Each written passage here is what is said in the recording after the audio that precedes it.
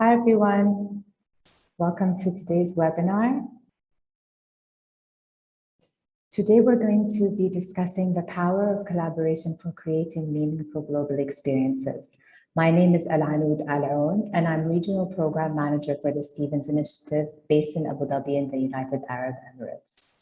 As some of you may know, the Stevens Initiative is an international leader in virtual exchange, which brings young people from diverse places together to collaborate and connect through everyday technology. Created in 2015 as a lasting tribute to Ambassador J. Christopher Stevens, the initiative invests in virtual exchange programs between the United States and the Middle East and North Africa, shares research, resources, and promising practices to improve impact and advocate for broader adoption.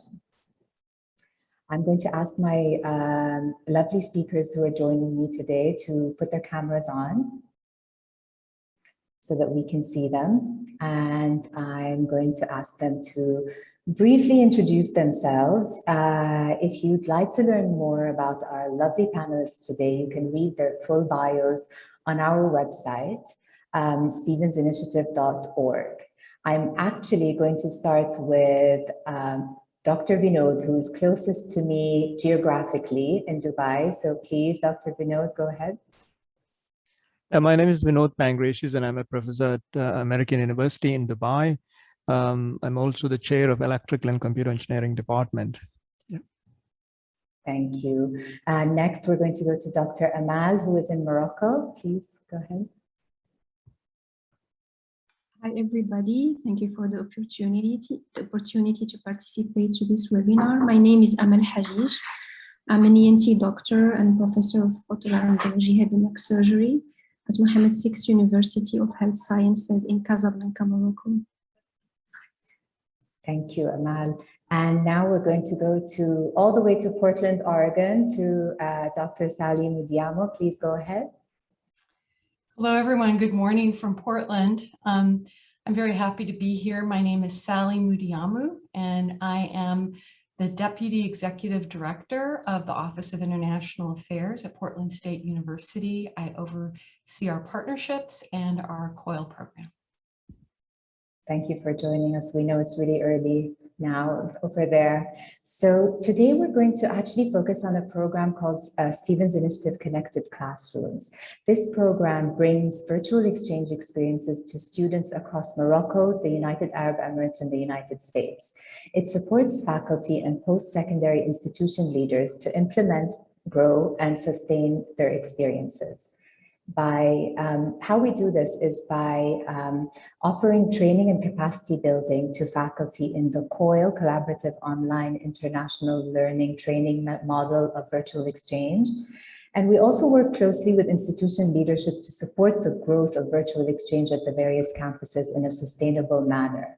Another thing we are very keen about is creating a global virtual exchange community, and we try to do so by encouraging faculty, scholars, and institutional leaders to collaborate, learn, and develop best practices. All our speakers today have been active members of Cohort 1 of the Stevens Initiative Connected Classrooms and are here to share their experiences. So let's get started with the questions. I wanted to ask, this would be more for Vinod and Amal, if you could tell us how you became interested in virtual exchange. Shall I go? Please do. Oh, okay. Actually, we started virtual exchange connected classroom in the beginning of 2020. And when it was explained in our university, about having students virtually attending your classes or working with your students in a project, I was very, very excited about it, because we used to have exchange students working in our class, but this is going to be a group of students from other universities working with my students in my class. And so, not knowing the extent of work that is required, I just jumped in and said yes, because it's been a year and a half. The learning experience and the experience I received from this program is wonderful, and I will share some of those with you during the time when other questions arrive. Thank you. Amal?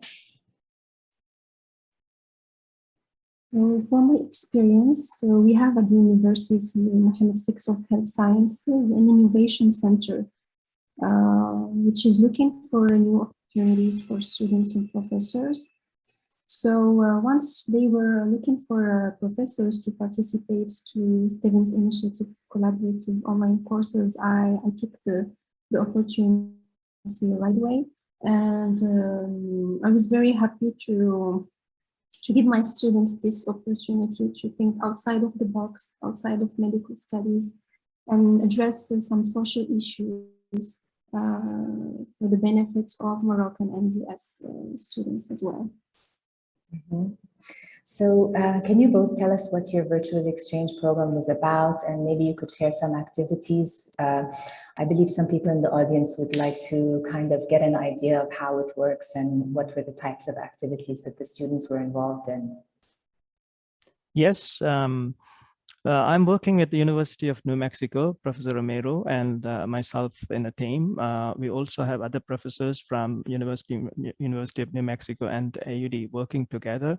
The program which we are involved in, Connected Classroom or Virtual Exchange, is the capstone project, which is basically a program where students start with an ideation phase and then develop an idea, and then they going through a process of designing multiple designs, and they try to figure out which one is the best, and then viable design will be selected over time, and then they will have a limited amount of time to create a functional prototype. So this was an interesting course for virtual exchange, because students were able to communicate together during the ideation phase. You know, the idea was very abstract among all of them, and then they were able to refine it together while discussing the ideas, and then they came up with the viable idea, and then once the idea is formed, you know, they move into the design phase where they form teams, and then they sit together and discuss the different angle of project design,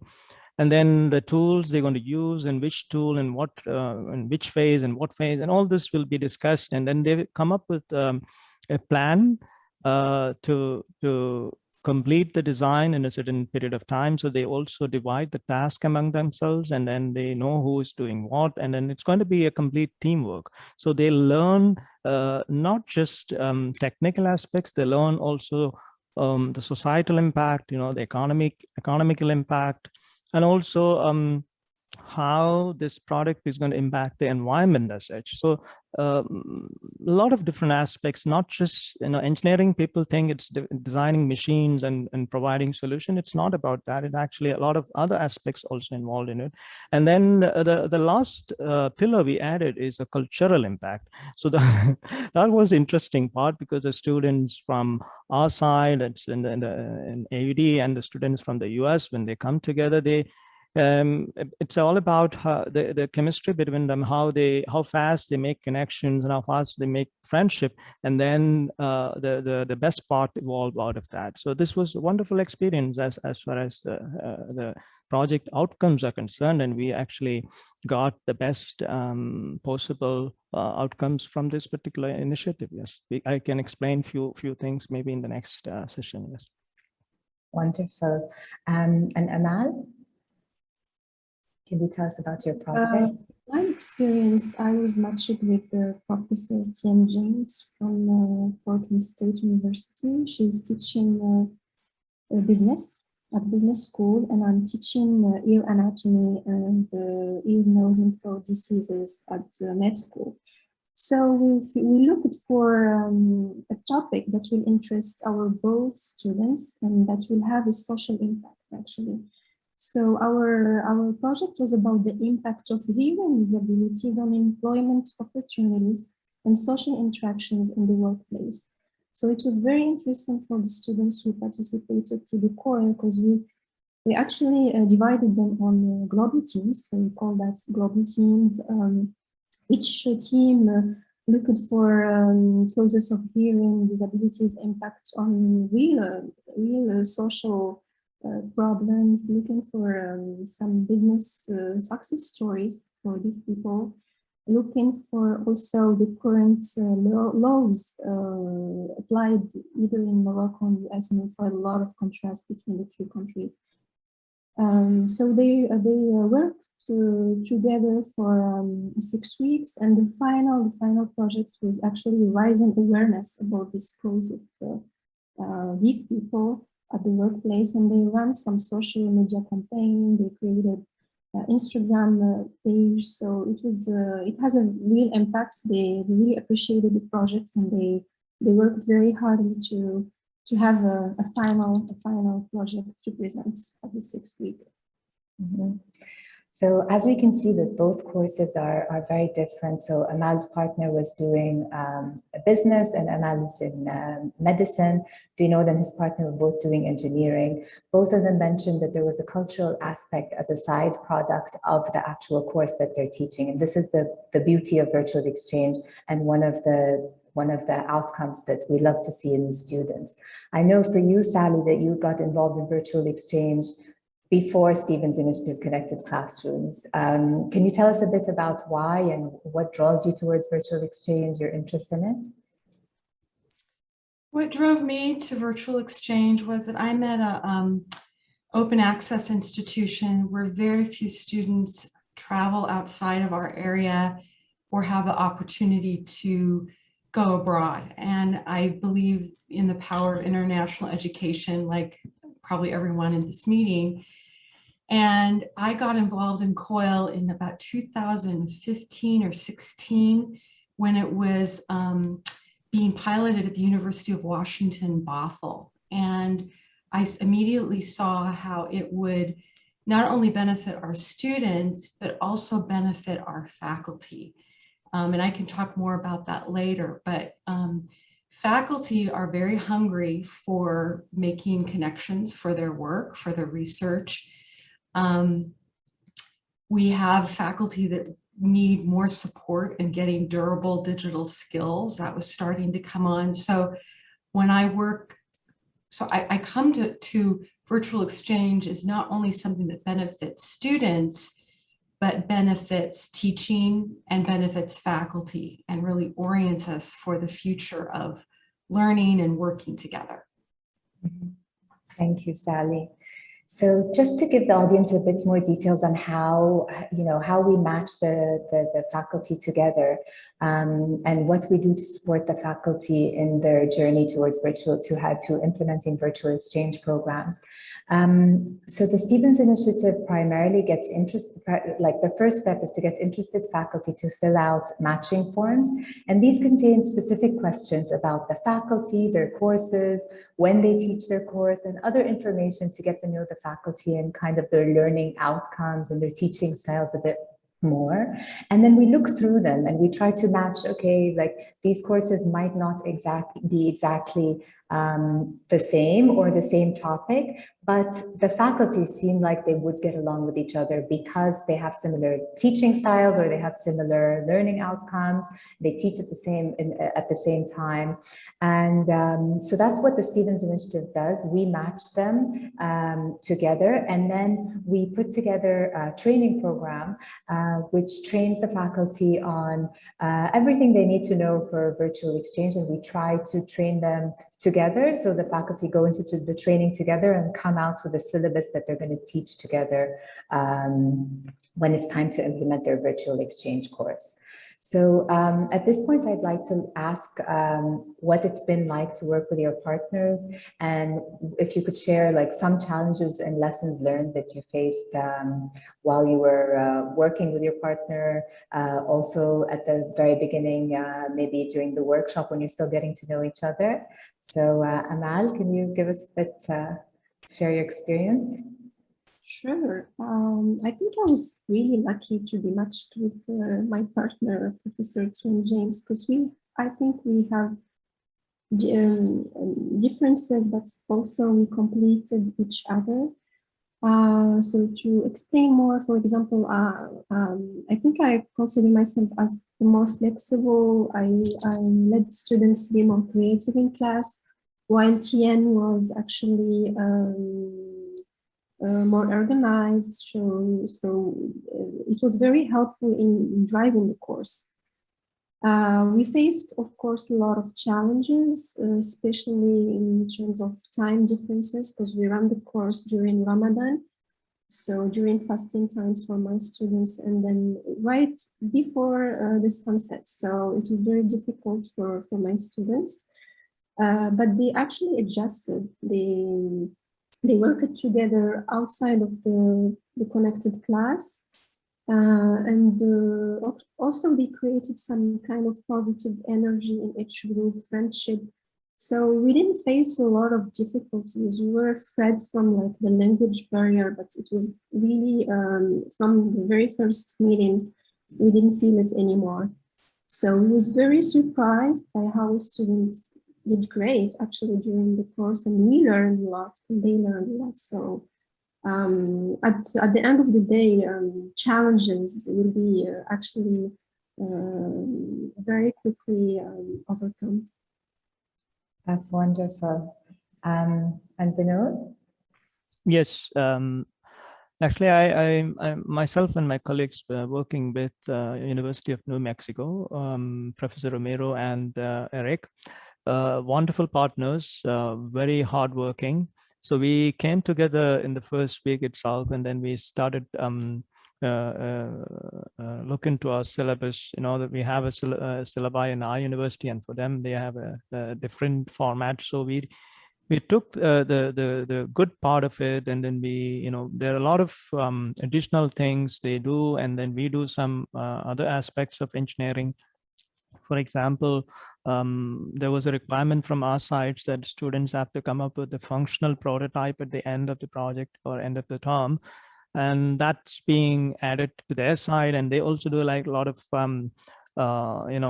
deliverables at different times. So we tried to figure out the commonalities in the syllabus, and then we took all the advantages from their side and our side and integrated and formed the COIL syllabus, and which was one of the wonderful things we did, because it enriched our curriculum as well as their curriculum on first place.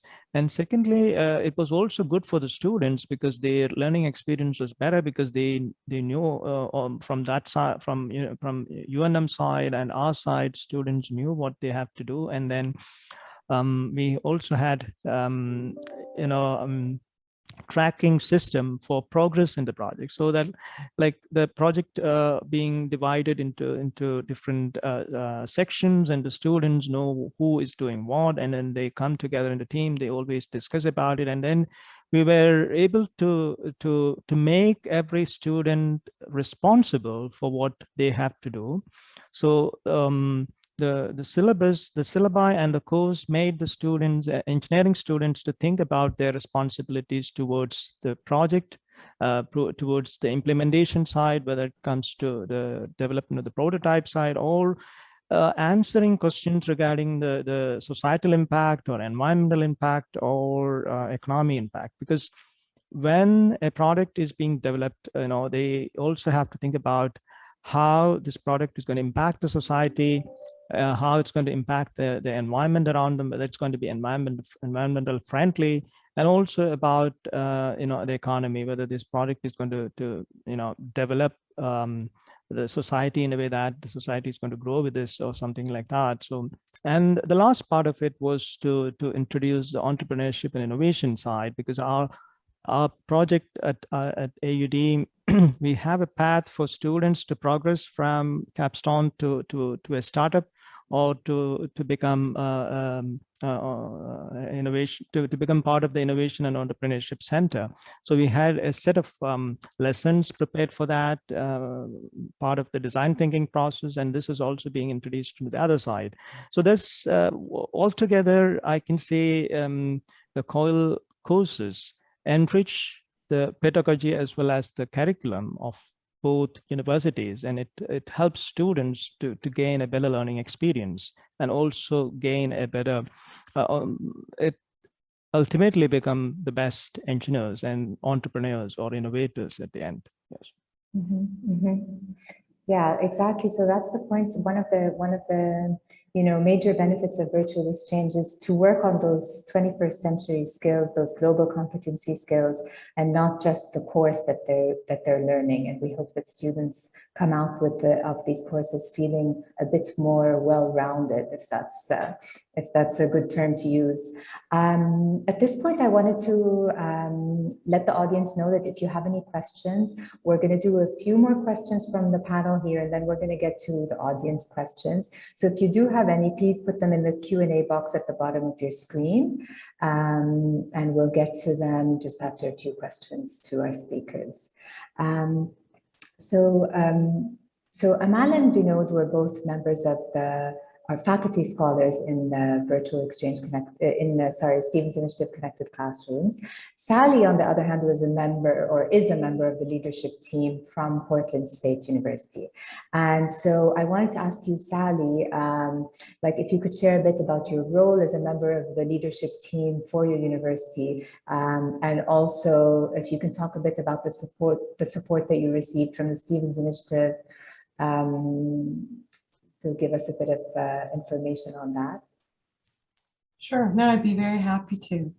So when you are in a leadership position and you are implementing virtual exchange or COIL on your campus, you need to bring in allies, bring in team members. And so often you're thinking about what is the ecosystem of my institution. And so in our case, our institution decided that, this project would be incubated in our international office, but there are some institutions where it might be the Office of Teaching and Learning, or it might be the Office of Information Technology.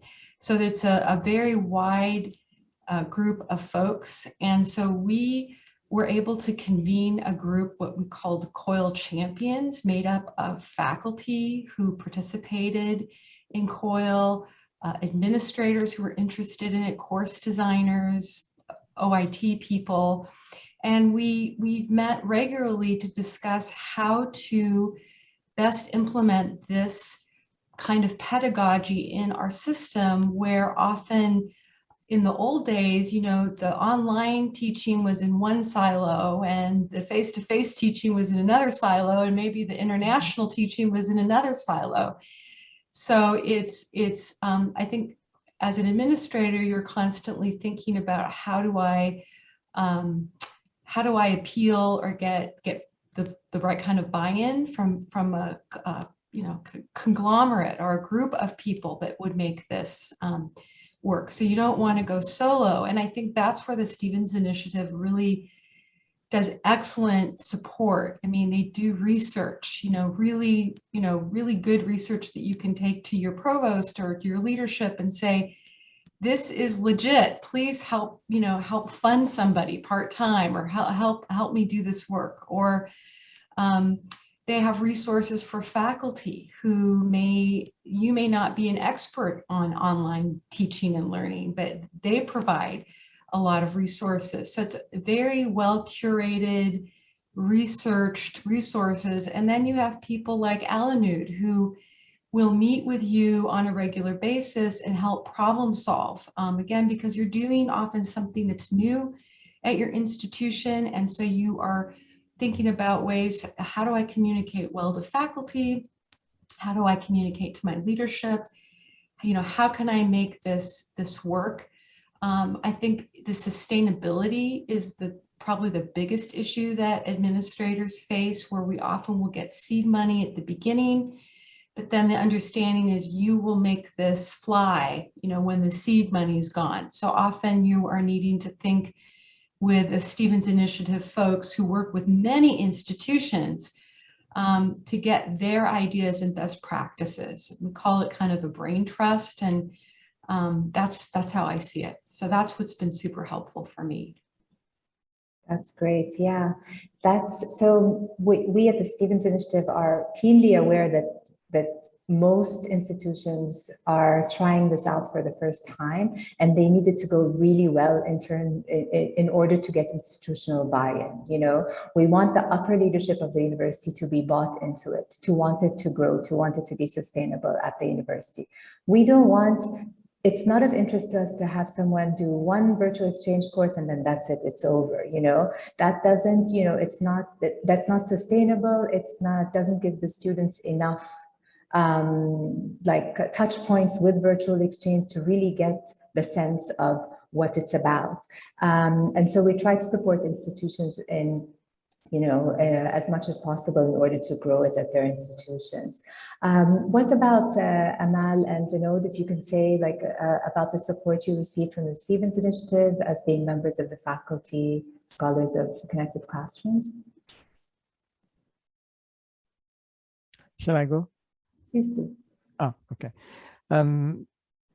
As such, the Stevens Initiative was very supportive in the beginning because we attended this 5 trainings on about COIL connected classrooms, and the trainings basically helps the faculty to really understand how to plan the course and how to manage the time and how to prepare for this course, and also selecting students and a lot of different aspects being discussed in those trainings, and it was really helpful. And people from different universities come together, and you also learn a lot of different aspects about, how to manage students and how to evaluate the work students doing and what are the different points at which you do the evaluations. So basically it depends on the course which you're doing. In our case, it was a capstone project where we have weekly evaluations, and every week students come together for about 2 hours or 3 hours of time, and then we have a discussion. And during this time, we try to evaluate every task that's being provided to students. And one important aspect that's being introduced, part of this, I learned from one of the brain trust meeting, that you can introduce certain tools, like one of the tools which we've been using called barrier synchronization, which means if you have a team of students working together in a project, they probably create a plan in the beginning, and then the plan will be decomposed into multiple blocks, and each team might take a block and then start working on it. And then how do you make sure that they're really doing it or they're really working on it? So we have something called this barrier synchronization. Basically, every student have to do certain work, and then at one point, the barrier means they have to come to the barrier and submit this, and then we try to evaluate and see if all the tasks being completed, and then they can progress to the next level. So it's like a hierarchical system where you progress from level to level, and then at the end you complete the system. So that was something very interesting, and we practiced this in the first cohort, in the first project, and it was very interesting for students as well, because then the students know that to progress to the next level, I must complete this at this particular time. Especially within a limited time period course, because our courses are 4 months of time, and then we need to plan ahead of time to make sure that we try to finish everything on time. And it really helped the students to progress well during the course, actually. Yes. That's great. Yeah. And Amal? So what I can share from my experience is that we had really support from Stevens Initiative team at each time of the process. So we had the workshops, first of all. So we have a lot of background in terms of how to construct the COIL course, how to manage to put some positive energy in our teams and our global teams. And then at each time, even after the workshop, we had all the team, Alan is here, Manal, Greg, Abdullah, and all the team Karim. So we were able to ask them directly if we have specific questions or we are struggling with some points on our syllabus or during the course. So we were very grateful to the Stevens Initiative team for all the workshop, all the preparatory workshops, and also for all the assistance during the course. So that's, if I didn't misunderstood, if I didn't understand the question, is it? No, that's exactly it. Yeah, no, I mean, we were happy to have you all as members of Connected Classroom. We were always happy to support you. I have one last question before we go to the Q&A, and this question is for everyone. So how does virtual exchange and the Connected Classrooms model align with your and your institution's curricular goals, your teaching approach, and trends in student learning, such as student-led learning? Sally, would you like to go first? Sure, I'd be very happy to. Well, at our institution, we're going through a big change where we're doing something called HighFlex, which is students can attend in person or they can attend remotely. And so for us, virtual exchange gives faculty a set of skills to get better at that and to make this more kind of mainstream. I mean, I think the goal would be that COIL would be an element in every class that we taught, right? And that that our faculty would feel very comfortable doing kind of interdisciplinary teaching. So there's one thread there. It's the remote HighFlex. Then there's interdisciplinarity, which is another thing that we are big at or big on at our institution. I think those are the two big things. We, of course, also have in our mission statement, have a pledge that all students will have an intercultural, international experience. And this is a way to ensure that.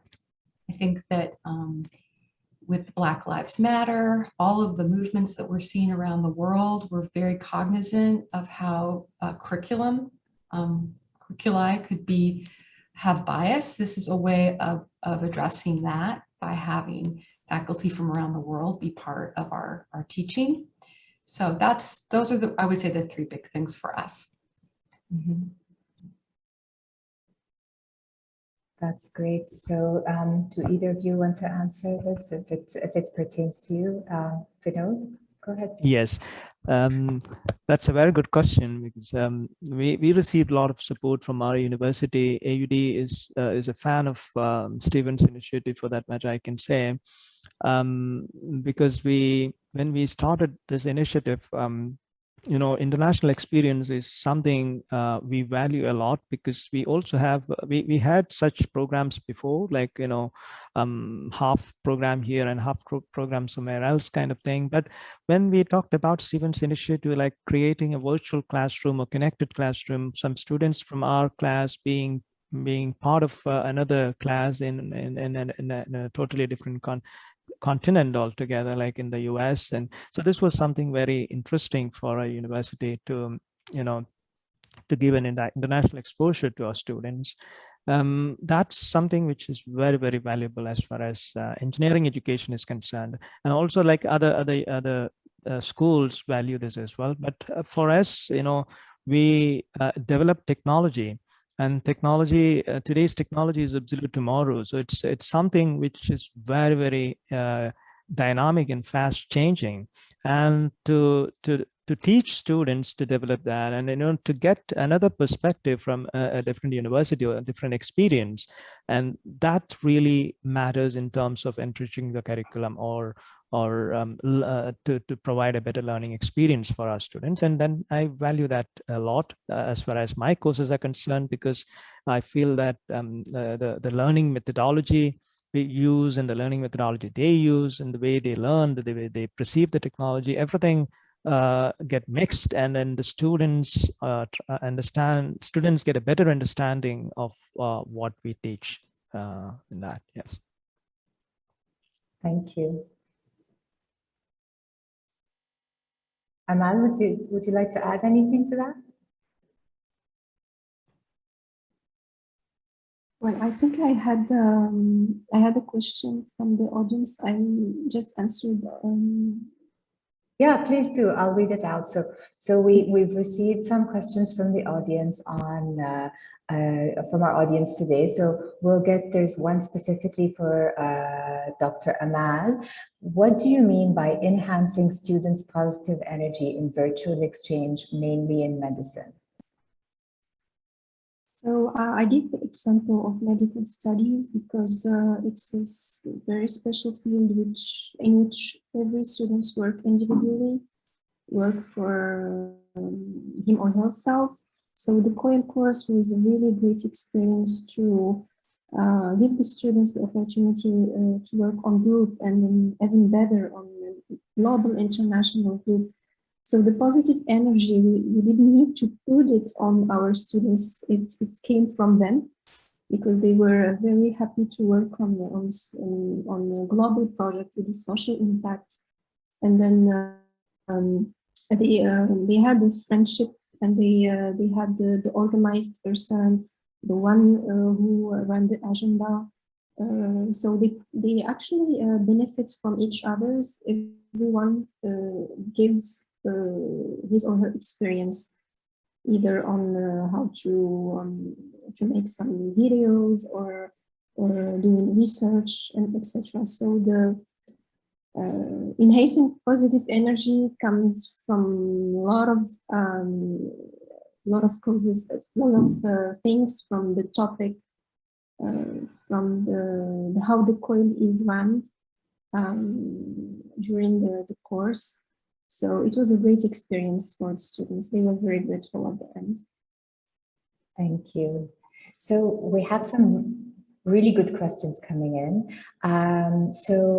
One, maybe this could go to Vinod. How do you split up the tasks between partners? Like, how do you and Dr. Ramiro split up the tasks between you? How do you agree on who's doing what? Yes, that's a very good question. Actually, the task when we it's basically a prototype design and development of a prototype.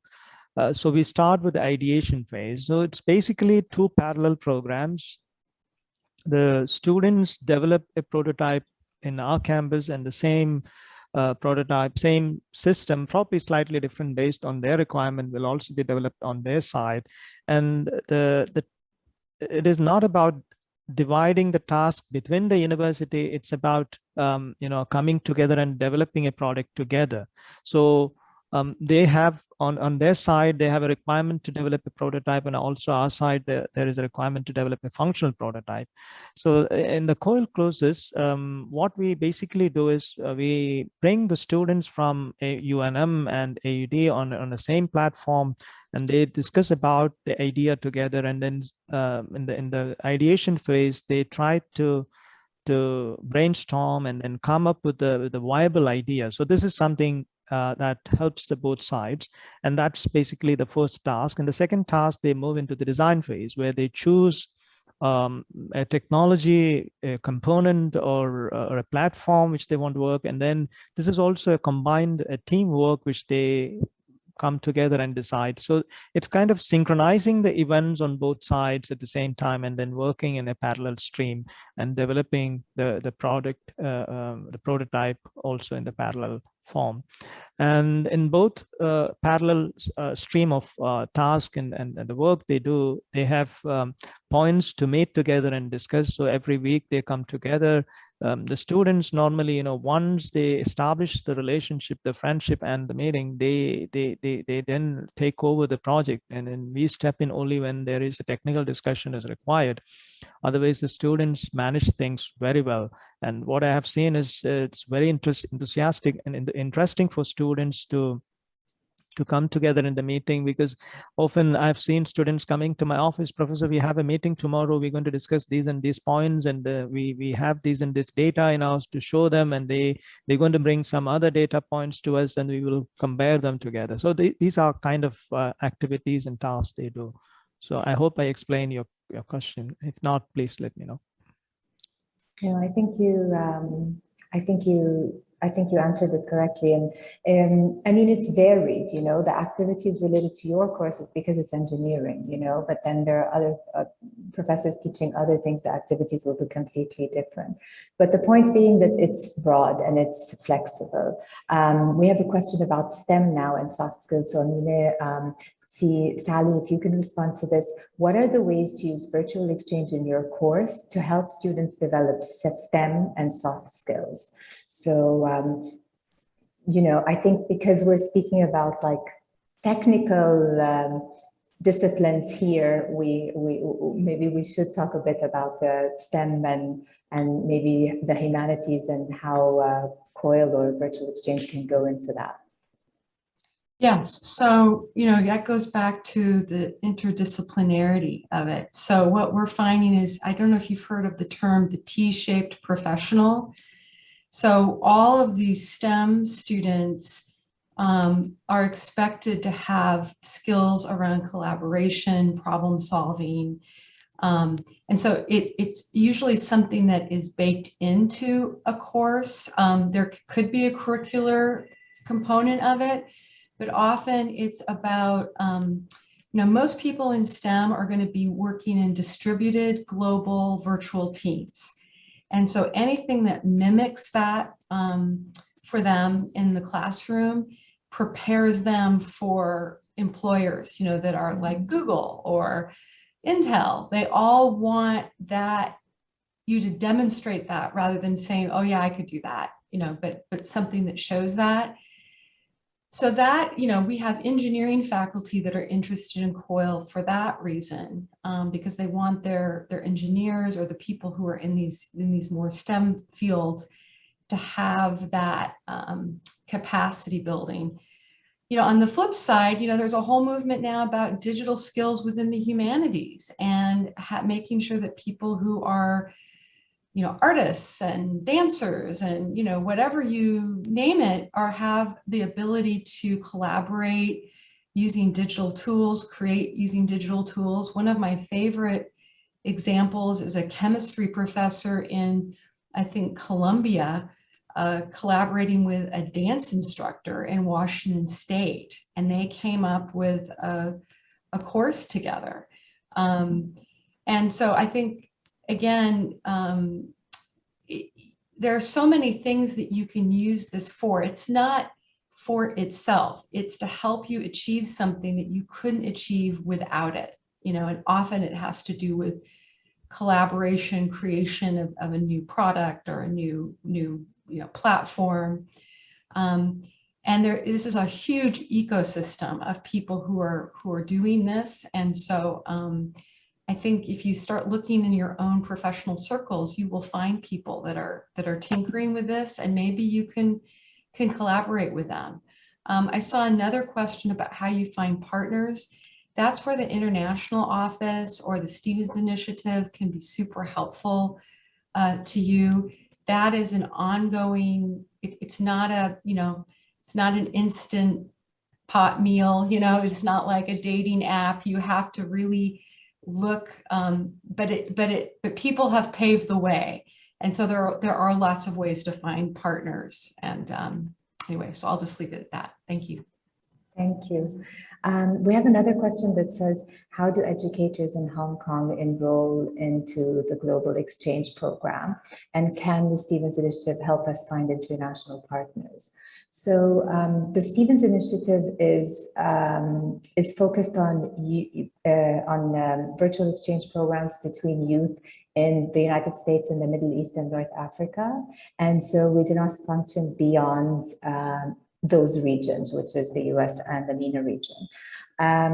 However, there are many virtual exchange practitioners, there are many virtual exchange circles all over the world. So if this is something that you're interested in, I do encourage you to, you know, do a search, find others within, I believe you live in Hong Kong or anywhere that are interested in virtual exchange or international learning experiences, and to connect with them that way.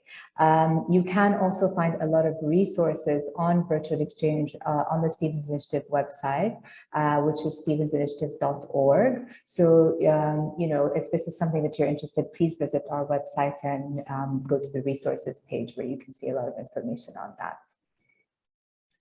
I think another question is, and this is a good one. What is one thing that you wish you knew before beginning Connected Classrooms and that you learned while you were in it?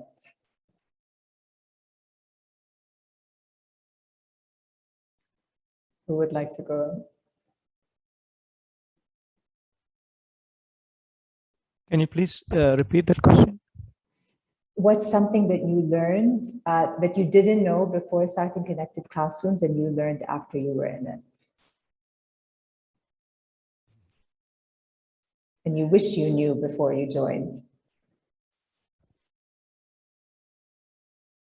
I can say about something we introduced, but it's not a new learning. For example, we are developing a product, you know, through the senior design, and there was a need from our accreditation body to standardize this product. So product standardization is kind of a intensive work students and professors jointly do to find out a specification for the product, because when the product goes into a user, like in a customer, and how the customer know what are the index and what are the parameters and what are the terms and conditions and all these things.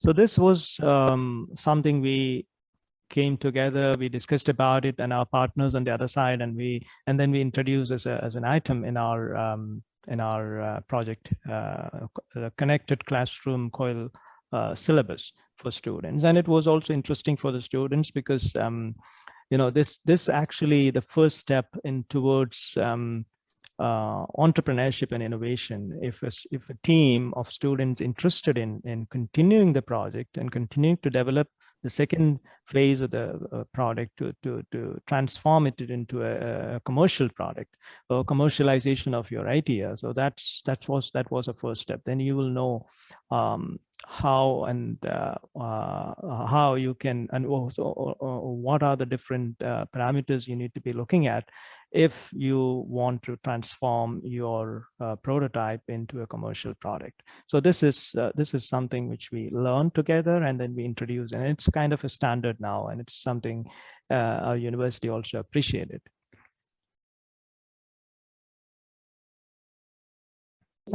This is something that you brought into AUD as a result of the Stevens Initiative Connected Classrooms program, that's wonderful. That's exactly right. Yeah.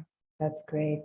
So what about anyone else, like in terms of, you know, like, did you feel like the Stevens Initiative gave you the correct you know, your expectations were managed coming into this program, knowing how much effort it takes or how you're going to talk about virtual exchange on campus and that kind of thing? Absolutely. I mean, I think that the Stevens Initiative provided us with the tools about how to communicate about this, how to communicate to faculty, how to communicate to students. I think that one thing, it's not really so much about the connected classrooms, but I think about virtual exchange in general, that you would like to know beforehand, but you often have to learn, you know, just learn by doing, is that it's really good to keep really good notes about what you're doing and how you're solving problems and things like that, because often something that you might tweak for one course could be replicated for somebody else. And so I think often really focusing on the long term, like what I'm doing now is laying a foundation for the future. I think often we're all short-term thinkers, like, let's just make sure this term is fantastic. But I think taking that time, maybe an hour a week or something like that, typing up notes, keeping kind of a virtual exchange journal or whatever you want to call it, will really help you build a solid foundation. And I think then make the resources that the Stevens Initiative provides even more valuable to you. That's great, Sally. So, you know, sometimes we get bogged down in the technicalities, talking about training the faculty, talking about the faculty experience and the designing of the courses. But we shouldn't forget to talk about the most important thing, which is the students, you know? So we got a question here, and it's absolutely right. So what impact did virtual exchange have on your students? What is the experience like for them? So I believe maybe Amal, you can give us, I know your students really got along with the students at PSU, and if you can share a bit about the experience. Sure, my pleasure. Actually, for my part, we had the differences in terms of the students numbers. So I teach the course for like 250 students, while Professor T. James teaches the course for like 25 and 30 students. So we actually looked for the most motivated students to participate. But what I can share with you is that we had like 90 participants when we wanted to start the course. So we had more students willing to get to the core course from what they learned from their partners, and so we were surprised by the motivation of our students to participate to an international course, a different kind of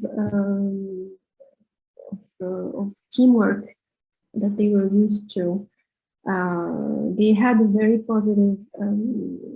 They had very positive feedback from the core course, and we asked them at the end of the very last meeting, we want to run another course with us. So everybody said, yes, we will be in next year. But of course, we will have another cohort of students coming on 2022.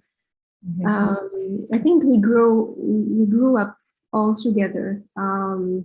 Something that I didn't know before the core course, I will be changing myself. I will be changing the way of my way of teaching, how to manage the groups. It's a very interesting learning experience. It's you should really get involved and then want to do it again and again. So for a professor, for our pedagogy, it needs to be changed. At the end of the day, we are going to change our pedagogy, so it's time to go through international curriculum. Thank you, Amal. Actually, that's a perfect segue to our last question. So we're going to do a rapid fire round where I'm going to ask a question and I'd like all three of you to respond in about 30 seconds. So here it goes. So we know that digital learning is here to stay. What advice would you share with others interested in developing a virtual exchange with a partner? And why is it worth it? It's worth it because it's the future of teaching, and you're going to create durable skills for yourself as a professional and prepare your students for the future. Thank you, Sally. Who's next? Very sad, Sally. I couldn't say better than what you actually said. It's the future of the teaching programs. It's coming, so we need to do it right now and don't wait anymore. I agree with both of them because it's a future of teaching and learning. You know, engineering is more experiential in nature. So converting or transforming engineering into virtual is very difficult. But with the modern tools and technologies that's being developed over time, it is possible. We've transformed a lot of different courses which involves experiential learning into virtual learning during the pandemic time. So it is the future of learning. A lot of programs in engineering being offered in mock platforms nowadays. So it is something which everybody needs to think about, especially engineering professors. I welcome all of you to contact us in case if you need support or help. So this is the digital learning is here to stay, and we need to prepare ourselves for it. Yeah. Thank you, Vinod. Thank you, everyone. You really shared some valuable information, and our goal for today was to share lessons learned, challenges, and best practices for growing virtual exchange at different institutions. And we hope that you enjoyed joining us today and that you found the information that we presented here useful. For further information, you can go to our website at which is stevensinitiative.org. And please follow us on Twitter. It's at StevensInit, so STEVENSINIT, and on Facebook at Stevens Initiative. Thank you, everyone.